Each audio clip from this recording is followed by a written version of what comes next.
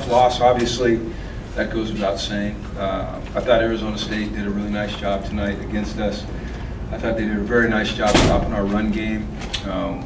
Something we've been really good at is converting on third downs. We had struggled there, and we struggled getting off the field on defense. So when those things are happening and you're playing a quality opponent like they are, it's going to be difficult. We made it difficult on ourselves. So we have to own it, which we will, all of us, starting with me and our staff and our players. And we have to find a way to get better and learn from it and continue to move on, and that's what I'll do. The one thing I do appreciate about our team is I think they've got tremendous heart and tremendous fight, but that wasn't enough tonight, and we fell short. So once again, our hats off to Arizona State and the way they play, and we've got to find a way to rebound, and we will. So. James Allen, AME 30.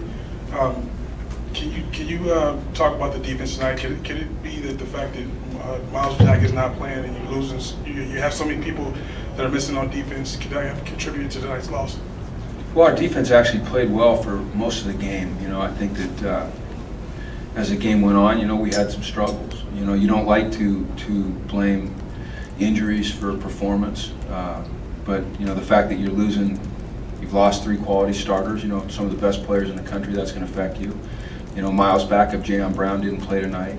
Marcus Rios spent 3 nights in the hospital, met us at the hotel last night, and tried to give it a go tonight. So we're a few men down, but we're not going to ever try to allow that to enter into the equation as an excuse. We just got to find a way to get it done, and that's going to be our attitude moving forward. But there's no doubt that when your starting corner doesn't practice all week because he's in the hospital, get an IV drip for 3 nights, it's going to have its consequences, and unfortunately, those things have added up on us. But we've got to find a way to move through it, and we will. We will. These are high character, tough, competitive young men, and they'll keep fighting.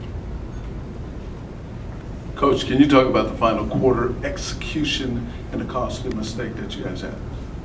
Well, it's tough for me to talk about execution without really looking at the film to see exactly what went right and what went wrong. But obviously, we didn't get it done in the fourth quarter. I thought we had a chance there. We kind of got ourselves back in the game, and we didn't get it done.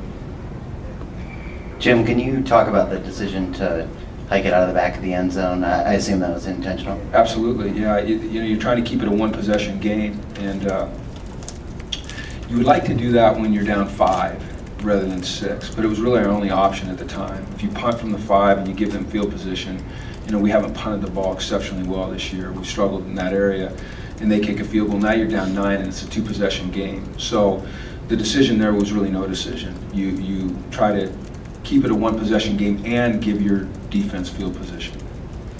Coach Mora, to your right, you guys were coming off this great win last week. They're coming off Arizona State, a devastating loss. These are 18 to 22-year-old kids. Do you put anything into the equation of emotion and, throughout the course of the week? I'm not put everything into the equation. I don't like to use it as an excuse. It's not an easy week for our young men, with, like I said, the injuries, the fact that they just started school.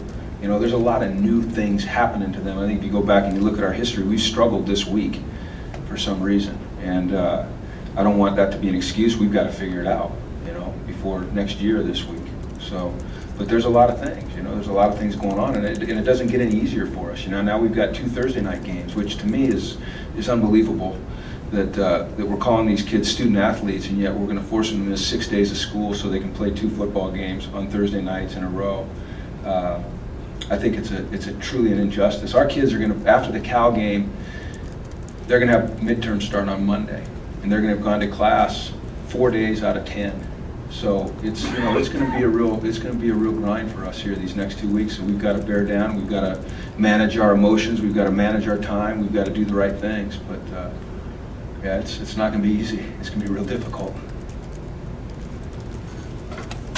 I have a real problem with the 2 Thursday night games in a row. I think it's a complete injustice to our young men. I don't know whose idea it was, but it's a bad idea.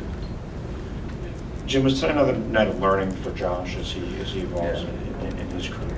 Yeah, and I thought he did a good job of showing development through the game. Early, I don't want to say he was flustered, but he wasn't in sync. And then as the game got going, you know, he found a rhythm there. You know, and I think that it all starts with protection, obviously, and guys getting open. But he seemed to settle down, and he did some good things. And I think it's going to be like that for a little while with the young quarterback. There's going to be some series that you don't like. There's going to be some throws that you don't like. I mean, he regressed a little bit on that throw that he tried to throw, you know, across his body, and you know, I'm not sure. But what I see out of Josh is continual improvement through a game and through a season. And I see a tremendously talented and poised young man who's going to really work hard to maximize his potential. I'm excited about him. All right, thanks, guys. Thanks.